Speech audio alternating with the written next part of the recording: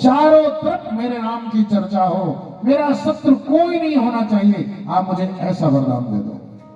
100 कल्प का मतलब ब्रह्मा के 100 दिन, ब्रह्मा के 100 दिनों तक मैं राज्य करूं। वह छली महात्मा तत्काल कह दिया तथास्तु, मैं तुझे वरदान देता हूं, तुझे दुनिया में कोई नहीं हटा सकता। लेकिन एक संकट है। क्या संकट है? बोला तेरा विनाश 2 स्थिति में होगा, या तो कोई ब्राह्मण श्राप दे दे तो विनाश हो जाएगा, और या तो तेरी और मेरी बात तू किसी से कहेगा तो तेरा विनाश होगा, इसके अलावा तेरा विनाश नहीं हो सकता। राजा भानु प्रताप कहने लगा मैं आपको वचन देता हूं कि आपके और मेरे बीच में जो बात हुई है वो मैं कभी किसी से नहीं कहूंगा। लेकिन महाराज संकट ये है कि ये पंडित जी लोग कैसे खुश हो, ब्राह्मण कैसे खुश हो। छली महात्मा कहने लगा ब्राह्मणों को खुश करने का एक उपाय है। क्या उपाय? कहा बड़े बड़े भंडारे चला दो, इनको ज्यादा से ज्यादा खिलाओ, ब्राह्मण तो खाने का में संतुष्ट हो जाता है, तो इतना खिला दे कि ब्राह्मण तुझे आशीर्वाद देने लग जाएं, तेरे बस में हो जाएं, फिर तुझे दुनिया में कोई नहीं ला सकता। राजन, मैं कहता हूं कि अगर ये भोजन मैं बना दूं और तू खिलाए तो तेरे बस में सारे ब्राह्मण हो जाएंगे, सारे पंडित जी हो जाएंगे, सारे ऋषि हो जाएंगे, फिर दुनिया में तुझे कोई नहीं हिला सकता। लेकिन मैं तेरे नगर नहीं जा सकता। क्यों भाई, क्यों नहीं जा सकते? वह श्री महात्मा कहने लगा कपटी महात्मा कि जब से मैं पैदा हुआ तब से लेकर आज तक काहू के गृह ग्राम न गया हूं, आज तक मैं किसी के गांव नहीं गया, घर नहीं गया। कल्पना करो कितनी बड़ी बड़ी बातें कर रहा है। पैर पकड़ लिया राजा ने। महाराज, बड़े बड़े पहाड़ छोटे छोटे तिनकों को धारण करते हैं। आप जैसा ब्रह्मज्ञानी, आप जैसा दयालु, आप जैसा गुरु मुझे मिला है, मुझ जैसे शिष्य का कल्याण करने के लिए आपको चलना पड़ेगा। बड़ी विनती किया। जैसे देखा कि राजा भानु प्रताप मेरे वशीभूत है, उसी काल में महात्मा कहने लगा सुन, मैं अपने इस रूप में नहीं आऊंगा, चल मैं तेरी बात मान लिया, तेरा जो सचिव धर्म रुचि है मैं उसको ले आकर अपने गुफा में रखूंगा और उसी के रूप में आऊंगा, लेकिन ये बात किसी से कहना नहीं। बोला नहीं महाराज। कहने लगा जाना चाहता हूं। और महात्मा कहने लगा यहां से 70 योजन नगर तुम्हारा है, 70 योजन की दूरी में नगर है तुम्हारा, लेकिन मैं अपने तप के प्रभाव से तुझे एक क्षण में तेरे राज्य में पहुंचा दूंगा। और ऐसा ही किया। ये सारी मायावी विद्या है, सारी जादूगर की विद्या है। कल्पना करो ऐसा कपट मुनि जो राजा भानु प्रताप को 70 योजन नगर की दूरी में पहुंचा दिया। राजा को महात्मा की तपस्या का प्रभाव लगा, और जैसी तपस्या का प्रभाव लगा उस काल में भानु प्रताप आ गया। इस बात को किसी से नहीं बताया। तीसरे दिन बताने के अनुसार उस मंत्री को, सचिव को उठा करके ले गया और सचिव को ले जाकर अपने गुफा में रखा। उसी सचिव के रूप में वो महात्मा दिखाई दिया। राजा प्रसन्न हो गया। उसी महात्मा के कहने से धर्म रुचि के रूप को धारण किया है। कहने लगा सारे ब्राह्मणों का निमंत्रण दे आओ, कुटुंब के सहित, परिवार के सहित निमंत्रण देना। मेरा बनाया हुआ भोजन जो पाएगा वो तुझे पूरा आशीर्वाद देगा। कहने लगा ठीक है। सभी ब्राह्मणों का वर्ण कर दिया। सारे ब्राह्मण आ गए। जैसे पंगत पड़ी, सारे लोग बैठे हुए, पत्तल पड़ गई। वह कपट महात्मा का बनाया हुआ भोजन राजा ने परोसा, और जैसे ही राजा ने परोसा, महात्माओं ने तो भोग लगाया। तदीयम वस्तु गोविंदम तभ्यमेव समर्पये। उसी काल में वही महात्मा छली आकाशवाणी करता है, ठहरो महात्माओं, ठहरो ब्राह्मणों, ये जो तुम्हारे पत्तल में भोजन पड़ा हुआ है, ये भोजन नहीं, ब्राह्मणों का मांस परोसा गया है। ये तुम्हारे धर्म को भ्रष्ट करना चाहता है। राजा का तो हक्का बक्का भुला गए, ये क्या हो रहा है? सारे महात्मा, सारे पंडित जी खड़े हो गए, ब्राह्मण खड़े हो गए, कमंडल उठाया, जल निकाला। अरे दोस्त, हमारे कुटुंब के सहित, हमारे परिवार के सहित हमें बुलाकर तू हमारा धर्म भ्रष्ट करना चाहता? अरे पाखंडी राजा, जा, हम तुझे श्राप देते हैं, आज के 1 वर्ष के अंदर तेरा विनाश हो जाएगा।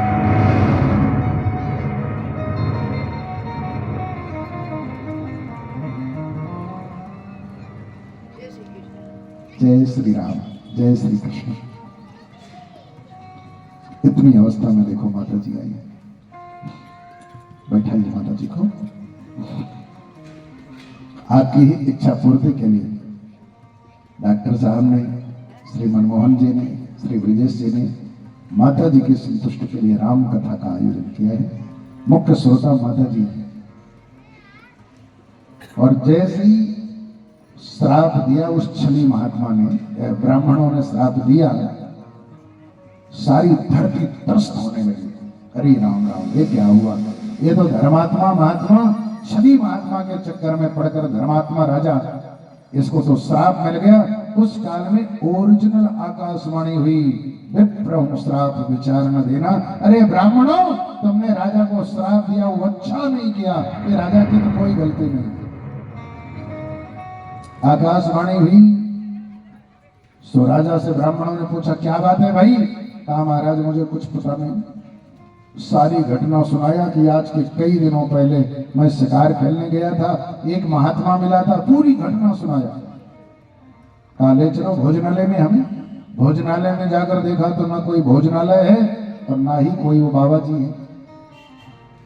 ब्राह्मणों ने कहा, देखो अब हमने श्राप दे दिया, वो श्राप हमारा झूठा नहीं हो सकता। जो हमने श्राप दिया है वो श्राप तो तुम्हें भोगना ही पड़ेगा, लेकिन हम तुम्हें आशीर्वाद देते हैं कि तुम्हारी मृत्यु भगवान के द्वारा होगी, ब्रह्म के द्वारा होगी। कुल के सहित तुम्हारा नाश तो होगा, विनाश होगा, लेकिन उस कुल के सहित विनाश होने के बाद तुम दोनों भाइयों का, हे भानु प्रताप तुम्हारा और अरिमर्दन, तुम दोनों रावण और कुंभकर्ण बनोगे। तुम्हारे अत्याचार से, अधर्म से, तुम्हारे दुराचार से धरती त्रस्त हो जाएगी। उसी काल में समस्त देवता, ऋषि, मुनि, महात्मा सभी लोगों के आग्रह से पूर्ण परात्पर पर ब्रह्म का अवतार होगा। उस पूर्ण परात्पर पर ब्रह्म के अवतार में उनके द्वारा मारे जाने पर तुम्हारा उद्धार हो जाएगा। ये हम तुम्हें वचन देते हैं, आशीर्वाद देते हैं। भगवान शंकर कहने लगे, पार्वती जी कारण अज अगुण अरूपा ब्रह्म भयो कौशल पुरभूपा, जिस कारण से वह पूर्ण परात्पर पर ब्रह्म का अवतार हुआ, वो गाथा मैंने तुम्हें सुनाया है। वही राजा भानु प्रताप रावण और अरिमर्दन कुंभकर्ण के रूप में प्रकट होता है। यह रावण साधारण रावण नहीं है, 72 चौकड़ी राज किया है इसने। 72 बार सतयुग, त्रेता, द्वापर, कलयुग व्यतीत हुए हैं। इतना राज्य करने वाला ये लंकापति राजा रावण है, जिसके नाम को सुनकर बड़े बड़े लोकपाल, दिक्पाल थर थर कांप जाते थे। ऐसा रावण। महाराज पुलस्त का बेटा विश्रवा, विश्रवा का विवाह एक दैत्य कन्या से हुआ जिसका नाम केकसी हुआ, और विवाह होने के पश्चात में इन दोनों का जन्म हुआ रावण और कुंभकर्ण का। दूसरी मां के द्वारा विभीषण का जन्म हुआ। दूसरी मां से निवेदन करूं, खर और सुपंखा का जन्म हुआ। रावण, कुंभकर्ण, विभीषण तीनों चले गए तपस्या करने केकसी के कहने से। केकसी बार बार उकसाती, तू कहां पड़ा हुआ है, जाकर ब्रह्मा जी की साधना कर, तुझे बड़ा बनना है। पुत्र में सबसे पहला संस्कार मां ही डालती है। मां के जैसे उपदेश होंगे, जैसे संस्कार होंगे, बच्चे की वृत्ति उसी तरह हो जाएगी। इसलिए शास्त्र कहता है, नास्ते मातृ समो गुरु, मां से बढ़कर के दुनिया में कोई गुरु नहीं होता। इसलिए मां को चाहिए कि बच्चों पर अच्छे संस्कार डाले।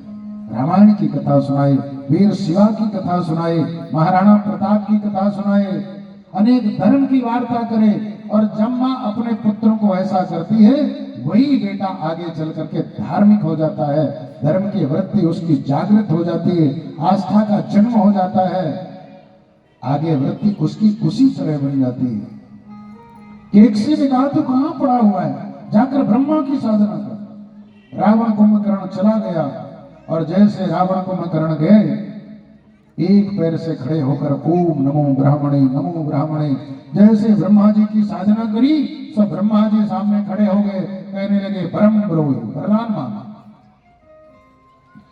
रावण कहने लगा कि मुझे अमर बना दो। ब्रह्मा जी कहने लगे बेटा अमर तो मैं खुद भी नहीं हूं, तो तुझे कहां से अमर बनाऊं, तो कोई दूसरा वरदान मांग। कहने लगा मुझे दूसरा वरदान नहीं चाहिए, मुझे तो अमर ही बनना है।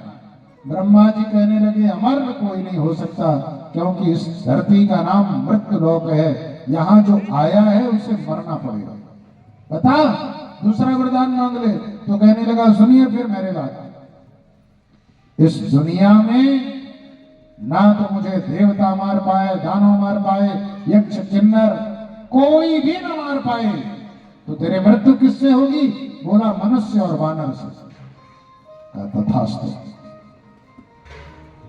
रावण सोचने लगा बारे ब्रह्मा तो कितना बूढ़ा हो गया, जब मुझे देवता नहीं मार पाएंगे, दानव नहीं मार पाएंगे, यक्ष गंधर्व नहीं मार पाएंगे, तो ये तुच्छ मनुष्य और वानर क्या मार लेंगे? इसीलिए पंडित होने के बाद भी, वेद पाठी होने के बाद भी रावण राक्षसों का साथ कर लिया और राक्षसों की बहुत बड़ी टोली का निर्माण कर दिया, और ऐसे राक्षसों का निर्माण किया जो केवल मनुष्य और वानर को ही खाते हैं। राक्षस कहते हैं ना नर कपि भालू आहार हमारा, मनुष्य और वानर तो हमारे भोजन है। रावण सोचने लगा जब मेरे राक्षस मनुष्य और वानर को खा जाएंगे तो मुझे मार कौन पाएगा? मनुष्यों में इतनी ताकत नहीं होती है, वानरों में इतनी ताकत नहीं होती है, ब्रह्मा की वाणी में झूठी कर दूंगा। ब्रह्मा जी महाराज जब रावण को वरदान देने के बाद आगे बढ़े तो देखा कुंभकर्ण का इतना विशाल का शरीर कि ब्रह्मा जी घबरा गए, हे भगवान अगर ये रोज भोजन करेगा तब तो मेरी दुनिया ही खत्म हो जाएगी।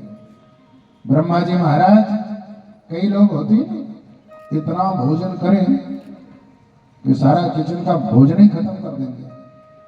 कई लोग तो ऐसे हैं कि 100 रोटियां खाते हैं, 100 रोटियां। एक व्यक्ति को मैंने देखा जो 20 किलो बैगन खा गया, भाटा, कच्चा भाटा, वो भी सब्जी नहीं, ऐसे ही खा गया, नमक लगा लगा लगा। मैंने कहा इंसान है कि दानव है, कौन है तू? एक व्यक्ति को देखा कि वो 5 किलो आटा ही ऐसे खा गया। ये प्रभु, तो कई लोग ऐसे होते हैं भोजन भटक कि एकदम बड़ा भोजन कर जाते हैं। ब्रह्मा जी महाराज ने देखा कुंभकर्ण को तो सोची ये तो मेरा सारा संसार ही खा जाएगा। सरस्वती का आह्वान किया कि आओ अब तुम्हारी सहायता की जरूरत है, क्योंकि इसकी जिह्वा में बैठ जाओ। ब्रह्मा जी ने जैसे बुलाया तो सरस्वती आई और कुंभकर्ण की जिह्वा में बैठ गई। कुंभकर्ण से ब्रह्मा जी ने कहा जल्दी वरदान मांग। अब ब्रह्मा जी से कहना चाहता था मुझे चाहिए इंद्रासन, इंद्र का आसन मुझे चाहिए। शारदा बैठ गई तो ई की जगह निकल गया नी और कह दिया निद्रासन। जैसे निद्रासन बोला तो ब्रह्मा जी ने कहा तथास्तु। कुंभकर्ण कहना ऐसा नहीं नहीं महाराज। ब्रह्मा ने कहा कोई संशोधन नहीं हो सकता, तो दे दिया मैंने, और यही चाहे। रावण पैर पकड़ लिया, मेरे भाई की जिंदगी नरक बना दोगे, सारी जिंदगी सोता रहेगा। महाराज ऐसा मत करो, कृपा कर दो। जैसे ही रावण बार बार विनती करने लगा तो ब्रह्मा ने सोचा अगर मैंने बदलाव नहीं किया तो पता नहीं ये क्या करेगा, इसलिए कहा चल ठीक है, मैं तेरे कहने से ये वरदान देता हूं, 6 महीने सोएगा, 1 दिन जागेगा। ब्रह्मा जी ने सोचा चलो 1 दिन में जितना नुकसान होगा सो होगा, लेकिन 6 महीने तो सोता रहेगा। विभीषण के पास में गए, विभीषण से कहा बेटा तू वरदान मांग। विभीषण ने दोनों हाथ जोड़कर निवेदन किया, हे पितामह ब्रह्मा जी, अगर मुझे वरदान देना चाहते हो तो ये वरदान दो कि राम जी के चरणों में मेरी भक्ति हो, मैं राम जी का नाम लेता रहूं, राम जी की प्राप्ति हो जाए। ब्रह्मा जी ने कहा तथास्तु। तीनों को वरदान दिया और जैसे तीनों आए, जब व्यक्ति को प्रतिष्ठा मिल जाती है, पद मिल जाता है, तो सबसे पहले अपने लोगों पर अत्याचार करता है, अपने लोगों को प्रताड़ित करता है, अपने स्वजनों को प्रताड़ित करता है। ये अधर्मी की सबसे बड़ी पहचान है। रावण को ब्रह्मा ने वरदान दिया तो दूसरे लोगों के पास नहीं गया, सबसे पहले अपने सगे भाई कुबेर के पास में गया और उस कुबेर को मार करके धक्के लंका से भगा दिया और जबरदस्ती लंका में कब्जा कर दिया। ये राक्षस की सबसे बड़ी पहचान है। राक्षस देखो कोई जाति नहीं होती, राक्षस एक वृत्ति का नाम है, वो किसी में भी हो सकती है। अपने अंदर बार बार झांकते रहो कि कहीं ऐसी वो राक्षस वृत्ति घुस तो नहीं रही है, कहीं राक्षसी प्रवृत्ति तो नहीं हो रही है। किसी ने पूछा महाराज कौन सी प्रवृत्ति से राक्षस माना जाएगा, कौन सी प्रवृत्ति से देवता माना जाएगा? बाबा भोलेनाथ ने निर्णय कर दिया, माने मातु पिता नहीं देवा, साधु सनकर भावई सेवा, जिनके ये आचरण भवानी ते जानो निश्चर सब प्राणी। माँ को न माने, पिता को न माने, गुरु को न माने, आचार्य को न माने, बुजुर्गों से सेवा करवाए, समझ लेना वही सबसे बड़ा राक्षस है। अब अपने अंदर झांक लो कि किसी से सेवा तो नहीं करवा रहे हो, कोई गड़बड़ी तो नहीं हो रही, क्योंकि रावण की ससुराल यही थी, थोड़ी दूर में मंदसौर में थी ना। तो ये देखते रहा करो, झांकते रहा करो कि कहीं राक्षसी प्रवृत्ति का उदय तो नहीं हो रहा है, कहीं कोई गड़बड़ी तो नहीं हो रही, कहीं बड़ों से सेवा तो नहीं करा रहे,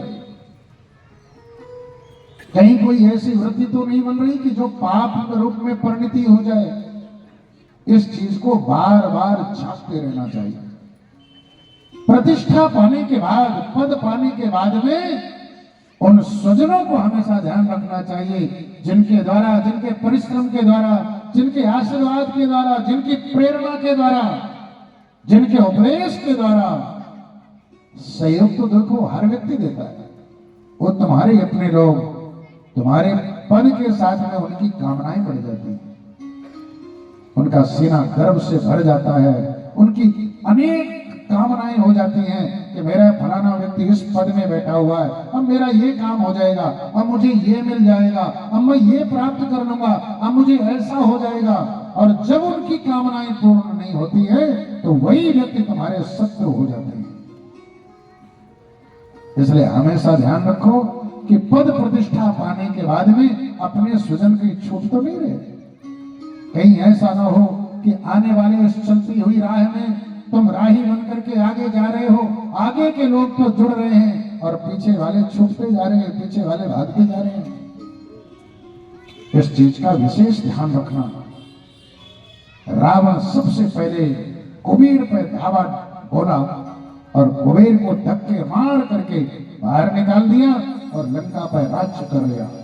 एक दिन स्वर्ग पर धावा बोला, देवराज इंद्र से सिंहासन छीनने लगा और पुष्पक विमान को छीन करके सीधे लंका में ले आया। मैदानों के पास में जाकर के मैदानों की पुत्री मंदोदरी से रावण ने विवाह कर लिया, कुंभकर्ण का विवाह किया, चारों तरफ राक्षसों की टोलियां तैनात कर दिया, जगह जगह राक्षसों की टोलियां तैनात करके उनको आदेश दिया कि कोई भी महात्मा जीवित नहीं रहना चाहिए। निज भोजन मक होम सराधा, सबके जाई करम तुम बाधा। जहां ब्राह्मण भोजन होता हो मांस के टुकड़े फेंक दो, जहां पे यज्ञ होती हो हड्डियां फेंक दो, जहां पे श्राद्ध की जाती हो वहां पर टुकड़े डाल दो। क्योंकि ब्राह्मणों के भोजन करने के बाद, यज्ञ की आहुतियां डालने के बाद में देवता संतुष्ट होते हैं। श्रीमद् भागवत महापुराण में तो लिखा है, ऐसा धर्म सनातन ब्राह्मणों का भोजन करवाना, यज्ञ की आहुति देना, दान करना, पितरों का श्राद्ध करना, इसी से विष्णु संतुष्ट होता है। इसलिए सब बंद करवा दो। तो सारे देवता जब भूखे हो जाएंगे, प्यासे हो जाएंगे, तो भूखे प्यासे चिल्लाते हुए, छटपटाते हुए मेरे सामने आएंगे। या तो इनको मैं मृत्यु दंड दे दूंगा, या तो इनको आज्ञा देकर अपना चाकर बना लूंगा। इसीलिए रावण ने चारों तरफ यह आदेश जारी करके रखा है कि कभी भी ब्राह्मणों को भोजन नहीं करवाना है, कहीं पर यजन नहीं होना चाहिए, मंदिरों का निर्माण नहीं होना चाहिए, ध्वजाएं नहीं लगाना है। आज के बाद में कोई भी होर्द पुण्य तिलक नहीं लगाएगा। विष्णु याग, रौद्र याग, चंडी याग, ये कोई भी याग नहीं होंगे। जिस कर्म के द्वारा देवता संतुष्ट हो, उस कर्म को नहीं करना है।